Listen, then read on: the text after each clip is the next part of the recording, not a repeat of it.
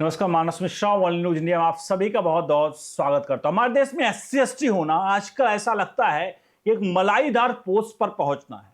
जैसे कोई आज आईएएस पीसीएस है तो वो एक मलाईदार पोस्ट पर पहुंचा है, वो अपनी मेहनत की वजह से।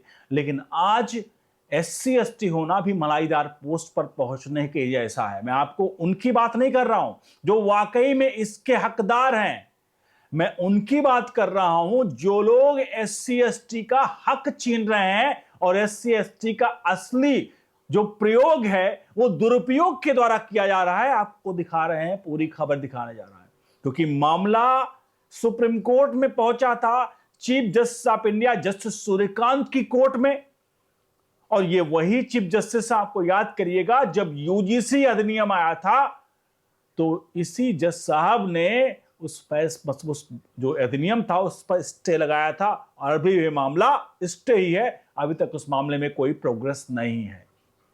तो फिलहाल हम आपको लिए चलते हैं इस पूरी खबर की तरफ। क्या है पूरा मामला, इस पूरे मामले पर एससी एसटी एक्ट पर क्या आखिरकार एससी एसटी पर क्या फैसला आया है और इसमें मोदी सरकार की क्या एंट्री हुई है, आपको दिखाते हैं। आपको बता दें, इस पूरे मामले पर क्रीमी लेयर का मेन मामला था, जिसको लेकर के अश्विनी उपाध्याय पहुंचे थे supreme court chief justice of India के कोर्ट पे, और उन्होंने जो दावा किया और साक्ष्य दिखाए, चीफ जस्टिस ऑफ इंडिया भी वाकई में भौचक्का रह गए। और वो भी उन्होंने भी कहा, हां ये चीजें तो हमारे देश में है कि लोग फायदा उठा किस प्रकार से रहे हैं। तो आपसे सवाल है, मैं इस पूरी खबर की तरफ चलूं, आपसे सवाल है, आप क्या सोचते हैं कि वाकई में हमारे देश में दुरुपयोग हो रहा है एससी एसटी एक्ट का, एससी एसटी के जिस तरह से अधिनियम उनका? कमेंट बॉक्स में जरूर दीजिएगा और अपनी प्रतिक्रिया वीडियो को लाइक शेयर करके अपने हित मित्रों को जरूर पहुंचाइए। मैं आपको बता दूं पूरा मामला, एक पूरा का पूरा मामला क्या है।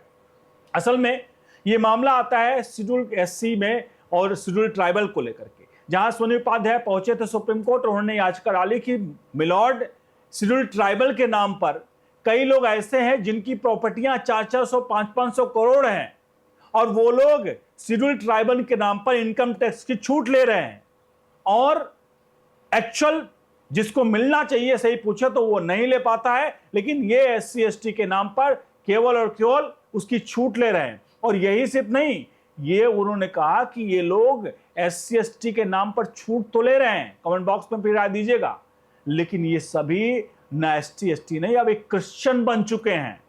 यानी कि ये क्रिश्चियन बन चुके हैं, ये धर्म भी छोड़ चुके हैं, हिंदू, लेकिन फिर भी ये उसका फायदा उठा रहे हैं। ये याचिका सुप्रीम कोर्ट में चीफ जस्टिस ऑफ इंडिया के सामने गई। चीफ जस्टिस ऑफ इंडिया ने भी वाकई में वो भौचक्के रह गए इस पूरे प्रकरण को देख करके। उन्होंने साफ तौर पर इस पूरी याचिका को लेकर के उन्होंने जो टिप्पणियां की, जो चीजें की, उसके आगे बताएंगे। लेकिन आपको बता दें इस याचिका में क्या क्या मेन पॉइंट बताया गया था, वो जरा सुनिए। याचिका पर सुनवाई के दौरान अश्विनी उपाध्याय ने जो दलील दी, उन्होंने कहा ऐसा कई लोग हैं जो सालाना करोड़ों रुपए आय अर्जित करते हैं, फिर भी सरकारी योजनाओं और राहत से जुड़े विभिन्न लाभ प्राप्त कर रहे हैं। किसकी बात कर रहा है? एससी एसटी में। याचिका में कहा गया कि पूर्वोत्तर के राज्य अधिकतर आदिवासी धर्म बदल चुके हैं, लेकिन इनकम टैक्स में छूट का फायदा उठा रहे हैं। ऐसे लोग भारतीय कानूनों का गलत फायदा उठा रहे हैं। उन्होंने कहा कि मामला संविधान के अनुच्छेद 14 यानी समानता 19 और 27 के व्याख्या से जुड़ा हुआ है। आर्थिक रूप से अत्यंत समृद्ध हो चुके लोगों को भी आरक्षण और अन्य विशेष लाभ मिलते रहना भारतीय संविधान के समानता के सिद्धांत के अनुरूप है। यहां पर इन्होंने कहा, आपको ज्ञात होगा इससे पहले भी एक मामला आया था तमिलनाडु का, जहां पर एक याचिका, एक व्यक्ति था जो एससी एसटी का एक्ट का केस लगा देता है और कहता है कि मेरे साथ मारपीट की गई, और जिसके ऊपर ये एससी एसटी का एक्ट लगा था, वो जब लोअर कोर्ट से उसको एफआईआर के आदेश दिए जाते हैं, वो हाई कोर्ट पहुंचता है, जिसके ऊपर एससी एसटी एक्ट लगा था, वो हाई कोर्ट पहुंचता है। ऐसा ही कुछ मामला था, इसलिए बता रहा हूं। हाई कोर्ट पहुंचता, हाई कोर्ट जब पूरे डॉक्यूमेंट देखता है तो हाई कोर्ट के जज साहब भौचक्का रह जाते। वो कहते हैं कि एफआईआर के आदेश दिए कैसे गए, जब पूरी साक्ष्य और चीजें, जब जो उसके ऊपर एफआईआर दर्ज था वो डॉक्यूमेंट चीजें सौंपा, तो हाई कोर्ट ने देखा कि जिसने जो एससी एसटी का लाभ ले रहा था वो व्यक्ति अपना धर्म परिवर्तित कर चुका था। ध्यान रखिए, वो अपना धर्म परिवर्तित कर चुका था। वो भी क्रिश्चियन बन चुका था, क्रिश्चियन में पादरी बन चुका था।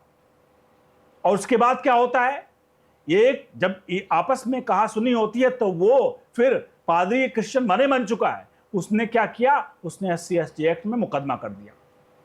लोअर कोर्ट से उसे FIR दर्ज करने का आदेश हुए, हाई कोर्ट में मामला पहुंचा, जज साहब ने देखा, और जज साहब ने सिर्फ देखा नहीं, जज साहब ने जबरदस्त फैसला भी सुनाया था। जज साहब ने कहा कि पहली बात कि आपने धर्म परिवर्तन कर दिया, और हमारे कानून और संविधान के अनुसार, जज साहब का फैसला कैसा लगा कमेंट बॉक्स में जरूर दीजिएगा। हमारे यहाँ कानून और धर्म, जो हमारा संविधान, उसके अनुसार ये कहता है कि जब आप SC/ST हैं, हिंदू में हैं, तभी आप SC/ST एक्ट के दायरे में ही आप फायदा, जो भी चीज है वो प्रोविजन होगा।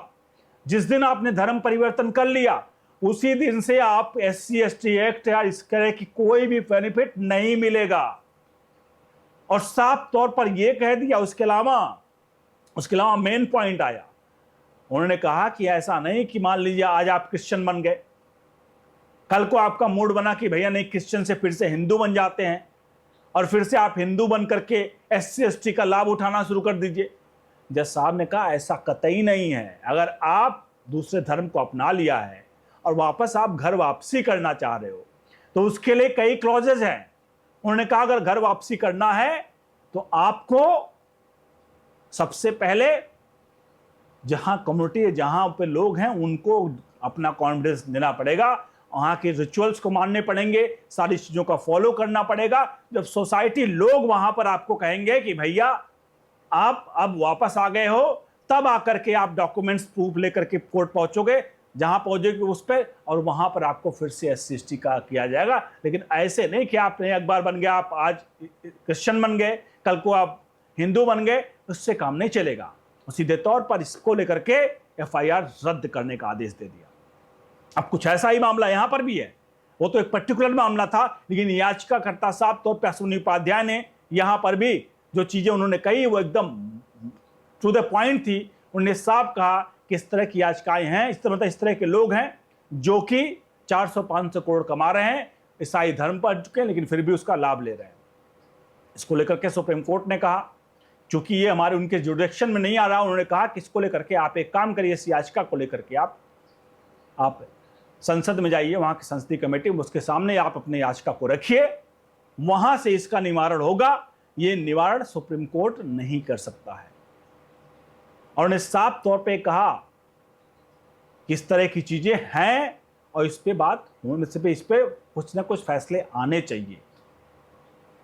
अब आप खुद सोचिए कि इतने बड़े मुद्दे जहां पर क्रीमी लेयर, एक तो छोड़ दीजिए, यहां पर तो धर्म परिवर्तन करके दूसरा लेकर के ले ही रहे हैं, लेकिन यहां तक तो यह भी होना चाहिए कि भाई जिससे 400-500 करोड़ रुपए कमा रहा है, आदिवासी बनकर गुजर रहा है, उसको तो टैक्स तो देना चाहिए ना। टैक्स क्यों नहीं देगा? वो क्रीमी लेयर में आता है। हम संविधान में चीजों को लिखा गया था इसलिए नहीं कि आप शेड्यूल्ड ट्राइबल, आप SC हैं, ST इसलिए दिया गया था, नहीं। आपका उत्थान नहीं हुआ था इसलिए दिया गया था। आपकी जाति की वजह से नहीं दिया गया था, आपके जाति का उत्थान नहीं हुआ था, समाज में वो समानता नहीं थी, इसलिए दिया गया था। जब आप उस उत्थान तक पहुंच जाते हो, लाइन क्रॉस कर जाते हो, तो उस लाइन क्रॉस करने के बाद आपको स्वतः ही क्रीमी लेयर में आ जाना चाहिए और अपने ही भाइयों को, अपने ही लोगों को जो आपके आदिवासी समुदाय के हैं, उनके लिए आपको कम से कम जगह छोड़नी चाहिए कि उनको हक मिले।